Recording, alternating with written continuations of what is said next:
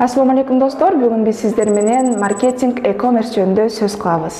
Бүгүнкү күндө бизнес кантип иштейт? Адамдар кандай инструментти колдонуп жатат? Эгер сиз бизнесиңиздин оборотун көбөйтөм десеңиз, анда адамдар кайсыл жака убактын көп коротсо, ошол жака көңүл буруңуз. Анткени адамдар убакыт көп короткон жакта акча көп болот.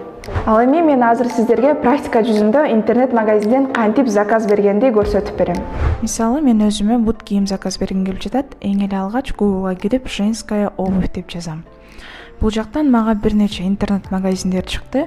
Мен алардын ценасын салыштырып, өзүмө жаккан бут кийимди тандап, каалаган түстө, каалаган размерде дүйнөнүн ар кайсы бурчунда туруп сатып ала алам. Азыркы учурда дүйнө жүзүндө маркетинг e-commerce'тин көлөмү 3 триллион долларды түзөт.